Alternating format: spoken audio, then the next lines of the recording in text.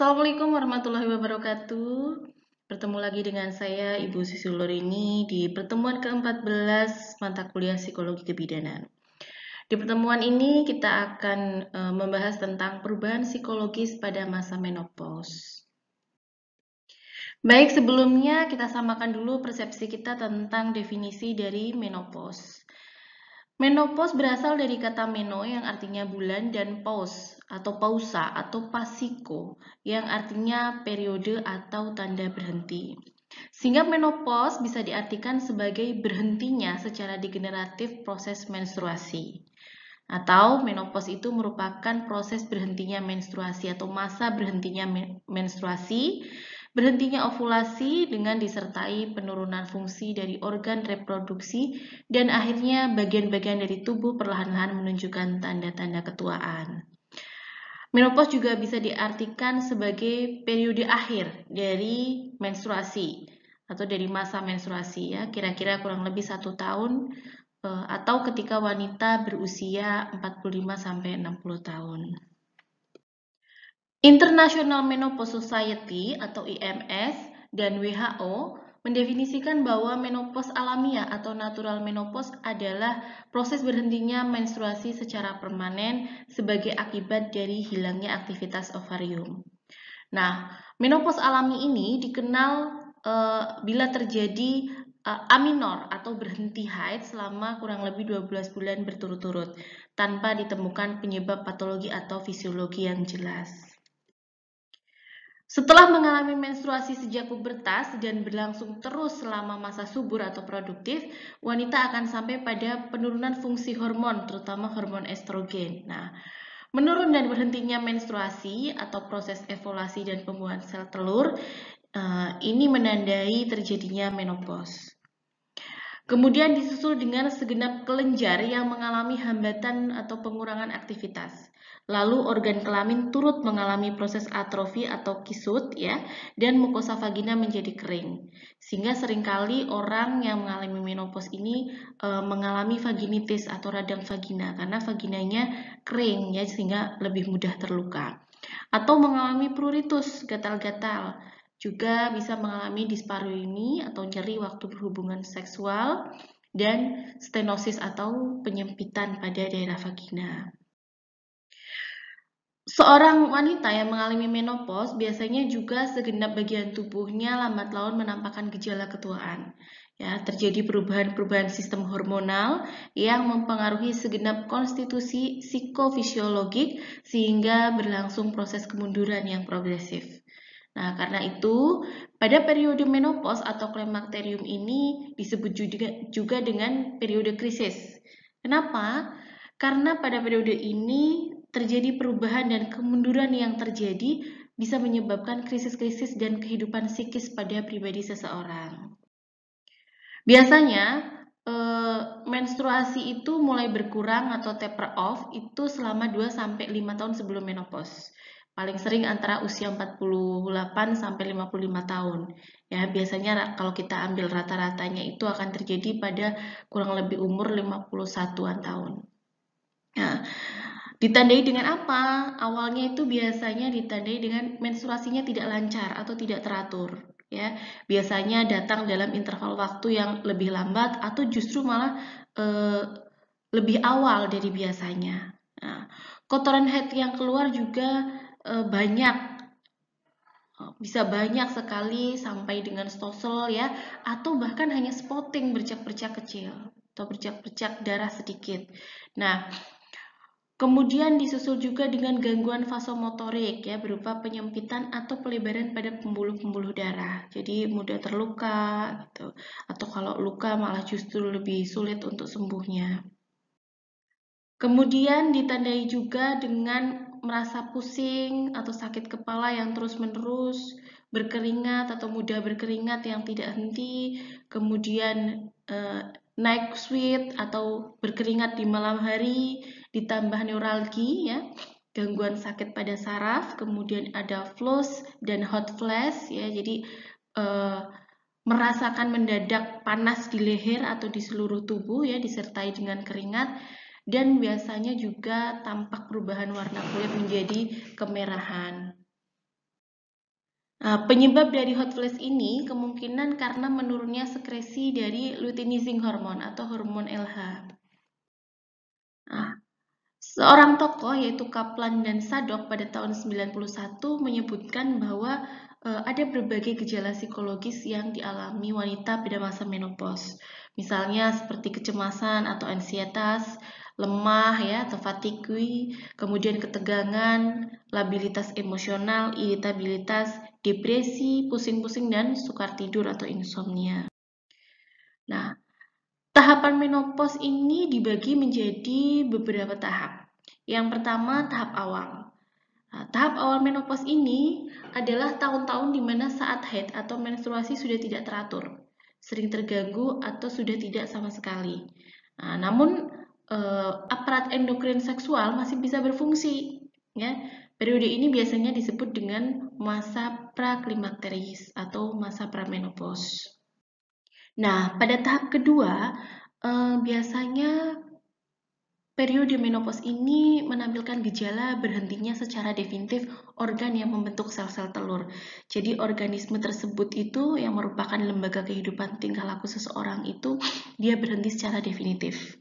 Periode ini sifatnya sering lucu dan aneh, janggal dan tidak pada tempatnya. Misalnya tingkah laku seseorang ya dimaksudkan untuk mengingkari ketuaannya. Misalnya jadi suka dandan, pakai baju-baju yang ngetren, yang up to date ya, padahal sudah tidak sesuai dengan usianya. Ini merupakan bentuk pengingkaran dari rasa ketuaannya. Jadi dia ingin mengulang kembali pola kebiasaannya di masa muda atau berhias diri dengan pakaian dan perhiasan yang berlebihan agar kelihatan masih remaja. Kemudian tahap selanjutnya adalah tahap menopause menurut Manuaba 2005.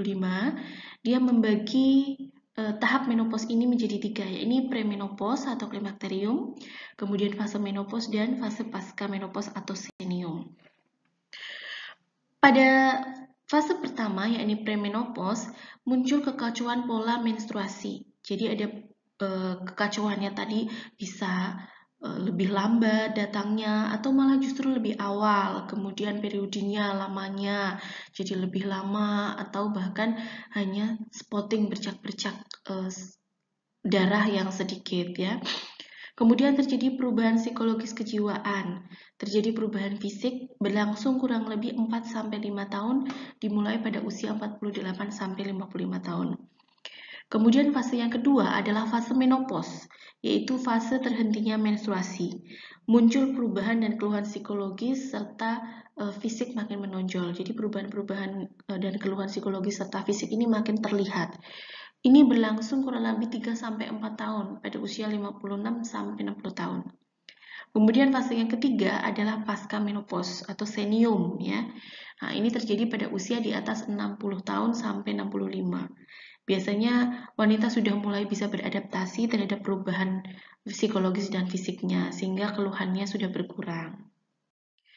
Nah, menurut Purwoastuti tahun 2008, perubahan yang terjadi saat menopause itu ada beberapa macam. Yang pertama adalah perubahan organ reproduksi. Ya, jadi akibat berhentinya haid, beberapa organ reproduksi ini juga mengalami perubahan. Ya, misalnya vagina tadi menjadi lebih kering sehingga mudah terluka. Ya. Kemudian perubahan hormon. Hormon estrogen ini berkurang, dia jumlahnya turun drastis sehingga bisa menyebabkan haid lebih sedikit, jarang, bahkan siklus haidnya mulai terganggu. Ya. Hal ini disebabkan karena tidak tumbuhnya selaput lendir rahim. Kemudian perubahan fisik, perubahan organ reproduksi maupun hormon, ya ditandai dengan keluhan ketidaknyamanan yang timbul dalam kehidupan sehari-hari. Kemudian ada perubahan emosi, yakni perubahan psikis sangat mempengaruhi kualitas hidup seseorang dalam menjalani masa menopause. Tergantung pada masing-masing individu, ya. Pengaruhnya sangat tergantung pada pandangan masing-masing wanita terhadap menopause. Jika dia bisa menerima, dia sudah tahu apa itu menopause dan bagaimana cara menghadapinya, mungkin emosinya bisa lebih terkontrol, ya. Tapi begitu sebaliknya, kalau dia tidak tahu, tidak cukup pengetahuan tentang menopause, maka dia lebih sulit untuk mengontrol emosi. Nah, sekarang kita masuk ke dalam sub pembahasan macam-macam perubahan psikologis pada masa menopause. Nah, ini adalah inti dari pertemuan kita kali ini, yakni perubahan psikologis pada masa menopause. Yang pertama adalah perubahan peran dalam kehidupan keluarga. Ya, wanita menjadi bahagia dengan kebebasannya yang lebih banyak. Ya, kewajiban-kewajibannya berkurang terhadap lingkungan sosial juga terhadap kehidupan bersama. Kemudian wanita merasa tidak lagi dibutuhkan. Kadangkala karena merasa sudah tua, maka dia merasa sudah tidak lagi dibutuhkan anak-anak mereka. Karena orang kalau sudah tua, anak-anaknya kan sudah dewasa, ya sudah mampu, sudah mandiri.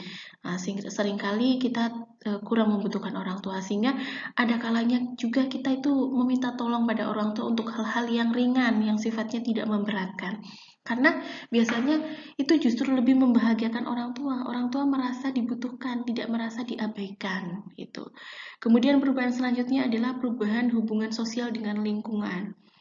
Jadi, wanita pada masa menopause itu cenderung mencari bentuk-bentuk isolasi sosial tertentu. Dan justru dalam isolasi itu ya, karena isolasi menjadi tersebut dia menjadi bahagia dan puas. Misalnya, yang tadinya tidak suka datang ke perkumpulan pengajian jadi lebih senang datang perkumpulan ke pengajian, atau PKK ya, dia mencari orang-orang yang seusianya untuk bisa diajak ngobrol, diajak bercerita tentang masa lalu atau bernostalgia. Kemudian perubahan merasa kehilangan anggota keluarga. Jadi ada perasaan kehilangan terhadap salah satu anggota keluarganya, misalnya anaknya yang menikah ya. Kadangkala karena perasaan ini orang tua yang mengalami atau wanita yang mengalami menopause ini dia menjadi lebih sensitif sehingga mudah muncul atau menimbulkan konflik dengan orang lain. Kemudian seiring pertambahan usianya, secara fisiologis tentu terjadi perubahan fisik ya, dia menjadi lebih tua. Orang tua biasanya karena ada perubahan fisik tadi organ-organnya juga semakin menua, maka lebih mudah sakit. Jadi orang tua itu lebih mudah sakit-sakitan. Nah, sakit-sakitan ini timbul karena tadi tidak maksimalnya fungsi jaringan dan sel sehingga rentan terhadap penyakit. Untuk itu orang tua ini harus kita jaga baik dari sisi gizinya, ya, personal hygiene-nya, maupun gaya hidupnya. Jadi bukan hanya makanan saja, bukan hanya psikologisnya, tapi gaya hidup misalnya olahraga, jalan kaki itu juga harus dijaga untuk menjaga kesehatannya supaya tidak mudah sakit. Kemudian gangguan psikologis pada masa menopause, karena tadi ada perubahan-perubahan pada psikologis masa menopause, maka tentu itu akan menimbulkan gangguan. Nah, psikiatris menemukan bahwa banyak wanita pada masa menopause ini melampaui 3 tahap sebelum penyesuaian dengan kehidupan barunya. Ya. Yang pertama adalah tahap di mana perasaan cemas makin menonjol. Biasanya periode ini cukup singkat, hanya sebentar. Lalu dilanjutkan dengan periode yang mungkin berlangsung berbulan-bulan, ya, ketika gangguan depresi dan perubahan suasana hati lainnya muncul. Ya. Kemudian yang ketiga adalah gangguan perasaan merasa ditolak oleh semua orang. Ya. Semua anggap dia menganggap bahwa semua orang itu tidak senang dengan keberadaannya. Padahal tanggapan-tanggapan tersebut atau tahap-tahap perasaan tersebut itu tidak benar. Itu hanya perasaan dari si wanita atau si lansia tersebut atau orang yang mengalami menopause tersebut. Nah, sehingga di sini perlu diberikan pengertian, terutama dari kita tenaga kesehatan. Juga selain pada personalnya, kita juga harus memberikan pengertian kepada keluarganya untuk supaya bisa mendampingi wanita tersebut melewati masa menopause-nya dengan menyenangkan. Gangguan selanjutnya adalah depresi menstrual. Jadi depresi menstrual ini adalah merupakan keadaan yang pernah timbul pada masa adolescence atau pada masa dia ketika masih muda, yang masih remaja, yang kemudian hilang dengan sendirinya selama periode reproduktif ketika dia menjadi ibu. Namun masa ini atau periode ini bisa muncul kembali pada saat dia usia klimakteris atau klimakterium atau usia menopause. Nah, pada saat ini sekalipun wanita tersebut tidak lagi haid, dia merasa depresi itu selalu saja timbul dengan interval waktu yang tidak tetap. Jadi moodnya itu bisa berubah-ubah. Nah, kemudian depresi ini merupakan manifestasi dari kepedihan hati dan kekecewaan bahwa wanita yang bersangkutan menjadi kurang lengkap, dia merasa tidak sempurna disebabkan karena berhentinya fungsi reproduktif dan haid. Nah, sehingga dukungan dari keluarga sangat dibutuhkan. Cara mengatasi depresi menstrual ini yang pertama adalah dengan dukungan informatif, lalu dukungan emosional, dukungan penghargaan, dan dukungan instrumen. Yang pertama, dukungan informatif. Jadi, kita harus memberikan konseling khusus tentang masa menopause atau masa berhentinya haid, ya, baik itu secara fisiologis ya, maupun secara psikologis. Kemudian memberikan nasihat agar wanita tersebut mau menerima periodenya atau siklusnya. Kemudian memberikan nasihat agar menerima keadaannya dengan lapang dada. Juga memberikan informasi agar ia selalu mengkomunikasikan setiap masalah atau perubahan yang terjadi pada pasangannya. Kemudian memberikan nasihat untuk mencari lebih banyak tentang hal yang dihadapi melalui media cetak, elektronik, dan lain-lain. Kita juga harus memberikan nasihat kepada beliau untuk mencari dukungan spiritual. Jadi senang ngaji, mendekatkan diri kepada Tuhan, ya. Kemudian memberikan contoh-contoh pengalaman positif tentang wanita menopause.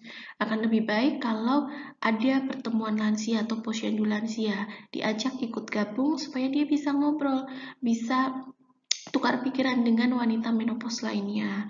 Kemudian menganjurkan untuk berolahraga, memberi latihan penanganan stres, ya, dan memberi nasihat untuk berkonsultasi ke dokter obgyn atau psikolog bila diperlukan. Itu dukungan info. Selanjutnya adalah dukungan emosional, yakni mempunyai rasa empati terhadap hal yang dialami oleh wanita menopause. Misalnya dia mengalami kesakitan ketika hubungan seks, maka kita bisa menganjurkan untuk menggunakan lubrikan, ya.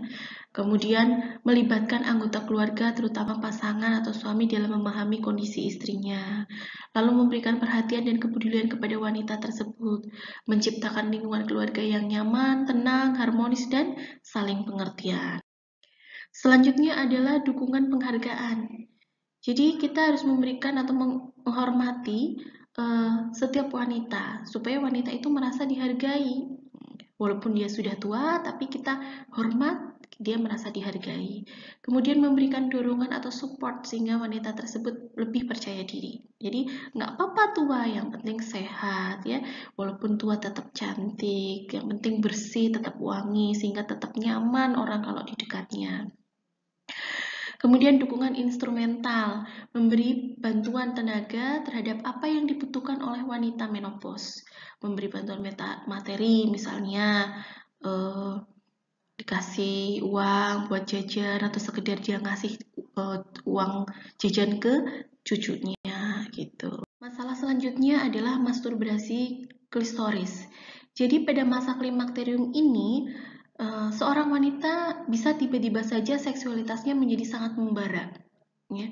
Dia menjadi sensitif sekali, ya. Tersenggol sedikit alat reproduksinya bisa menyebabkan dia mengalami kenikmatan seksual atau mungkin bisa disebut dengan masturbasi, ya.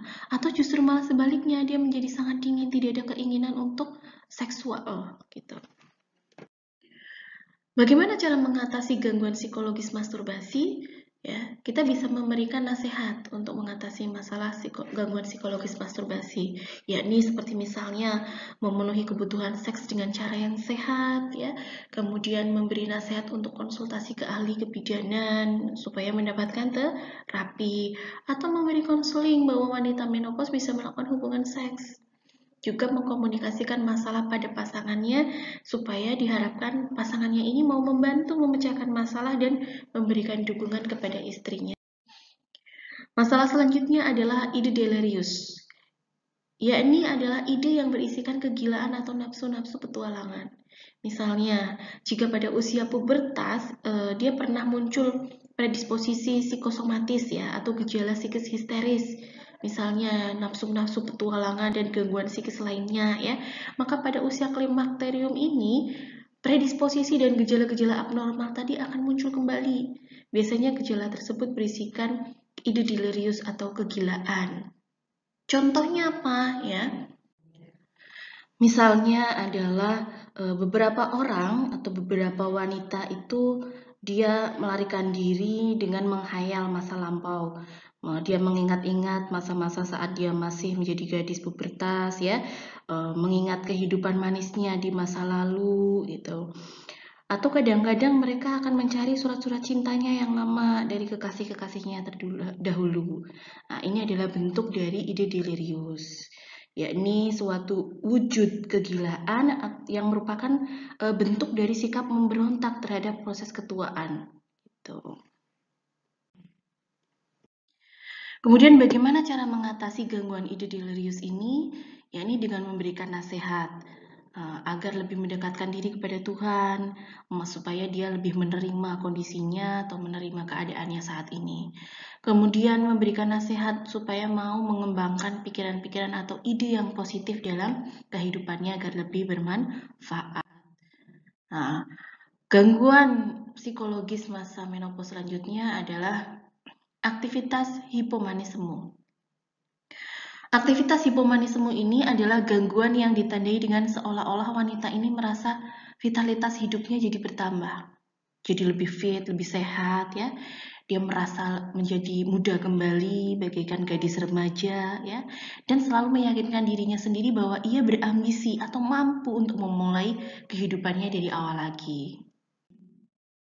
Cara mengatasi gangguan aktivitas hipomanisme ini adalah dengan memberikan nasihat agar aktivitas yang dilakukan dapat mengarah ke hal-hal yang lebih positif, contohnya berolahraga atau mengikuti kajian keagamaan. Kemudian mengisi waktu dengan kegiatan yang memperdalam kebudayaan atau bakat, misalnya melukis dan lain-lain. Bisa juga dengan mengisi kegiatan dengan memperdalam kebudayaan atau bakat. Tuh, misalnya merajut, ya, menganyam, dan lain sebagainya. Gangguan psikologis masa menopause selanjutnya adalah infantil.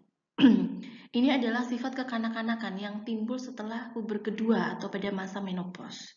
Jadi saat menopause muncul juga ingatan kembali tentang masa kecilnya, keceriaannya, harapan, permainan, ya, ingin bebas, lepas, gembira, ya, merasa senang, dan masih banyak suasana gembira lainnya. Jadi biasanya orang kalau sudah masuk masa menopause itu akan kembali seperti anak-anak karena ada fase atau gangguan infantil ini. Jadi pada masa menopause ini ya rasa keinginan selalu ingin terpenuhi gitu. Layaknya seperti anak-anak. Jadi pengen minta apa harus diturutin, pengen makan apa harus diturutin gitu. Kemudian insomnia. Insomnia ini adalah gangguan yang sering dialami oleh menopause atau wanita pada masa menopause. Ya, yakni kesukaran dalam memulai atau mempertahankan tidur. Sejumlah faktor yang dapat mengganggu tidur antara lain adalah tingkat hormon, kemudian masalah kesehatan, gaya hidup, dan ketegangan situasional. Penyebab insomnia ini sendiri bisa disebabkan karena penurunan kadar hormon, kemudian kemerahan dan berkeringat di malam hari, ya, kemudian depresi dan kecemasan, ya, karena cemas dia jadi susah tidur. Kemudian masalah fisik lain seperti kesulitan bernafas, ya, lagi tidur tiba-tiba sesak nafas sehingga dia terbangun, atau masalah tiroid dan sakit lainnya. Kemudian penggunaan kafein, alkohol, nikotin yang berlebihan, atau penggunaan beberapa suplemen, ya.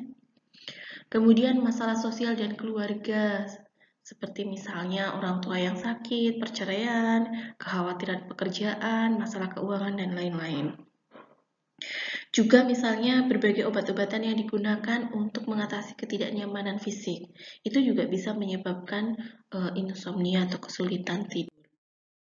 Gangguan selanjutnya adalah gangguan konsep diri. Gangguan konsep diri ini adalah konsep diri negatif yang cenderung membuat individu bersikap tidak efektif. Artinya, gangguan ini akan terlihat dari kemampuan interpersonal dan penguasaan lingkungan dalam masyarakat. Gitu. Kalau seseorang mengalami gangguan konsep diri, secara mudahnya ini adalah kondisi di mana individu itu mengalami atau merasa beresiko mengalami kondisi perubahan pikiran atau merasa dirinya itu berubah menjadi jelek atau memandang dirinya ini dari sisi negatif, ya. Dia merasa sudah tua, sudah tidak lagi menarik, ya. Sehingga kadang-kadang kurang menghargai dirinya sendiri. Ini yang disebut gangguan konsep diri. Kemudian ada 5 tanda individu yang memiliki konsep diri negatif, yakni ia cenderung peka pada kritik dan mudah marah. Kemudian responsif sekali terhadap pujian. Ia tidak dapat menyembunyikan antusiasmenya pada waktu menerima pujian. Nah, jadi kalau ada orang yang kalau dikritik langsung marah, ya, kemudian atau kalau ada orang yang dipuji langsung senang sekali, ya, itu adalah tanda-tanda dari gangguan konsep diri yang negatif. Memiliki sikap hiperkritis terhadap orang lain, misalnya mereka tidak mampu mengungkapkan penghargaan atau pengakuan pada kelebihan orang lain, ya, cenderung mencari kekurangan dari orang lain. Kemudian cenderung merasa tidak disenangi orang lain atau tidak dapat melahirkan kehangatan dan keakraban dalam persahabatan. Atau bersikap pesimis terhadap kompetisi, enggan bersaing dengan orang lain dalam membuat prestasi. Ini adalah tanda dari gangguan konsep diri. Kemudian ada ciri khas individu yang berkonsep diri negatif, yakni yang pertama ada ketidakakuratan pengetahuan tentang dirinya sendiri. Jadi dia tidak bisa mengenali dirinya sendiri. Dia tidak tahu kekurangannya, tidak tahu kelebihannya, ya. Kemudian mempunyai pemahaman atau pengetahuan yang kurang atau sedikit tentang dirinya. Ia tidak sungguh-sungguh mengetahui siapa dia, apa kelebihan dan kekurangannya. Kemudian cara mengatasi gangguan insomnia, gangguan konsep diri dan infantil adalah dengan mengembangkan kebiasaan tidur dan mentaatinya. Membaca bacaan ringan, nonton TV, ya, atau acara santai, atau acara musik yang menyenangkan. Kemudian mengatur pola makan supaya tidak terlalu kenyang atau kurang bahkan, ya, karena bisa mengganggu tidur. Atau mengatur kenyamanan diri, ya, memastikan ruangan jangan terlalu panas atau dingin, kamar harus bersih dan rapi, udaranya segar, ya. Kemudian batasi cairan atau minuman setelah jam 16 supaya tidak bolak-balik buang air kecil pada waktu malam hari. Jernihkan pikiran dan coba untuk menyelesaikan masalah pada siangnya, sehingga malamnya saat tidur tidak lagi merasa cemas. Jangan menunda jam tidur atau tidak tidur siang, ya. Kemudian coba menerima diri sendiri, ya, karena kondisi saat ini menjadi tua itu adalah fitrah dari Tuhan, tidak bisa terelakkan. Yang ada kita harus menerima dan berusaha untuk menjaga kesehatan. Kemudian aktivitas sosial dan agama, ya, diperbanyak supaya memberikan kepuasan batin dan memperkaya iman. Ketenangan dalam keluarga, ya, keluarga harus lebih pengertian dan memberikan dorongan supaya wanita dengan masa menopause ini bisa melewatinya dengan baik. Lakukan pengobatan estrogen atau kombinasi psikoterapi jika memang diperlukan. Kemudian penyesuaian diri terhadap ambang masa pensiun. Yang dimaksud dengan penyesuaian diri pada lanjut usia adalah kemampuan orang yang berusia lanjut untuk menghadapi tekanan atau konflik akibat perubahan fisik maupun sosial dan psikologis yang dialaminya, dan kemampuan untuk mencapai keselarasan antara tuntutan dari dalam diri dengan tuntutan dari lingkungan yang disertai dengan kemampuan mengembangkan mekanisme psikologis untuk memenuhi kebutuhan-kebutuhan dirinya tentunya tanpa menimbulkan masalah baru. Ini penyesuaian diri terhadap ambang masa pensiun. Dikatakan memiliki penyesuaian diri yang baik apabila seseorang itu mampu menjalani usia lanjut yang sehat, kemudian pendapatnya layak, aktif, kemudian berpendidikan baik dan memiliki relasi sosial yang luas, termasuk diantaranya teman-teman dan keluarga. Kemudian biasanya merasa puas dengan kehidupannya sebelum pensiun. Orang-orang dewasa lanjut dengan penghasilan tidak layak dan kesehatan yang buruk dan harus menyesuaikan diri dengan stres lainnya, atau misalnya kematian pasangannya dan lain-lain, ini cenderung memiliki kesulitan untuk menyesuaikan diri dengan fase pensiun. Sebuah penelitian menyatakan bahwa lansia yang lebih dekat dengan agama menunjukkan tingkatan yang tinggi dalam hal kepuasan hidup, harga diri, dan optimisme. Nah, studi lain menyatakan bahwa praktisi religius dan perasaan religius berhubungan dengan sense of well-being. Jadi terutama pada wanita yang atau individu yang berusia di atas 75 tahun. Ya. Kemudian studi lain di San Diego menyatakan hasil bahwa lansia yang orientasi religiusnya sangat kuat diasosiasikan dengan kesehatan yang lebih baik. Hal ini mungkin terjadi karena dengan beribadah dapat mengurangi stres dan menahan produksi hormon stres oleh tubuh, ya, seperti adrenalin. Kemudian pengurangan hormon stres ini dihubungkan dengan beberapa keuntungan pada aspek kesehatan, termasuk sistem kekebalan tubuh, ya. Kalau kita bahagia, tidak stres, maka sistem kekebalan tubuhnya akan semakin kuat. Lansia dengan komitmen beragama yang sangat kuat cenderung mempunyai harga diri yang tinggi gitu. Dia mampu menghargai dirinya sendiri. Kenapa? Karena mampu menerima kondisinya. Kemudian menjadi seseorang yang aktif adalah hal yang penting untuk menjadi successful aging. Jadi melewati masa tua dengan sukses.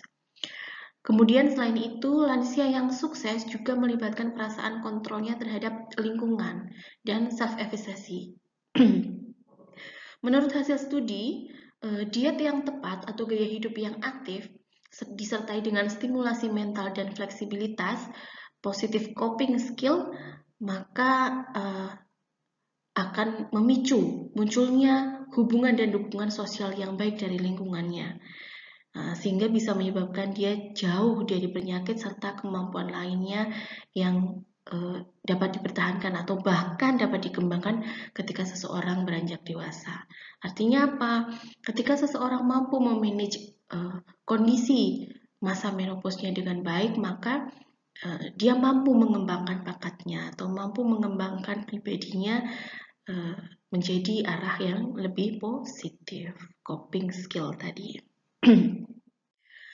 Nah, pengelolaan gangguan psikologis pada masa menopause yang pertama adalah dengan menggunakan terapi sulih hormon, ya. Tapi ini masih pro kontra. Kemudian ada pola hidup sehat, olahraga, menerima kondisinya, menghadapi masalah satu persatu dan memusatkan pikiran pada suatu hal yang sangat berbeda dan menyenangkan. Bisa menulis memo untuk mengeluarkan unek-uneknya, ya. Kalau kita ngomong kadang-kadang kan nggak diterima baik oleh orang lain, ya. Lebih baik kita tulis oret-oretan, cukup kita yang baca, setelah itu disobek, uang selesai. Kita mampu mengeluarkan beban pikiran kita, unek-unek kita tanpa harus menyakiti orang lain dengan perkataan. Kemudian menyesuaikan sikap, merubah lingkungan agar tidak monoton. Jadi kita yang aktif. Hari ini nanam bunga, disiram, besoknya kok kayaknya bosen ya, coba ditambah dengan merawat kelinci gitu, atau main dengan ibu-ibu pengajian gitu. Coba memperbaiki penampilan agar lebih segar dan cantik. Ya, tidak harus berdandan menor atau seksi, yang cukup rapi, bersih, ya. Kemudian mempergunakan setiap waktu luang dengan banyak kegiatan positif dan kreatif. Lalu masuk kegiatan-kegiatan sosial, berlatih secara teratur teknik relaksasi yang tepat, dan konsultasi dengan psikolog atau konsultasi ke dokter sesuai keluhan. Nah, berlatih secara teratur tentang teknik relaksasi ini misalnya bisa dengan meditasi atau yoga, atau yang sekarang tren itu adalah senam ergonomis, yakni sebuah metode senam yang diambil dari gerakan-gerakan sholat gitu. Ini sudah dibuktikan ya, penelitiannya dilakukan oleh Dr. Basiran, seorang dokter dari Rumah Sakit Sarjito. Dia melakukan penelitian tentang efektivitas senam ergonomis dan ternyata manfaatnya sangat luar biasa, terutama pada usia lansia atau menopause bagi usia lansia. Kurang lebihnya itu yang dapat saya sampaikan pada pertemuan kita hari ini. Jika ada pertanyaan, kita bisa berdiskusi di forum diskusi pada aplikasi Skalsa Universitas Harapan Bangsa. Jangan lupa untuk mengerjakan kuis dan tugasnya dan diunggah di kolom kuis dan tugas di Skalsa Universitas Harapan Bangsa Prodi D3 Kebidanan. Terima kasih, sampai ketemu di perkuliahan yang lainnya. Assalamualaikum warahmatullahi wabarakatuh.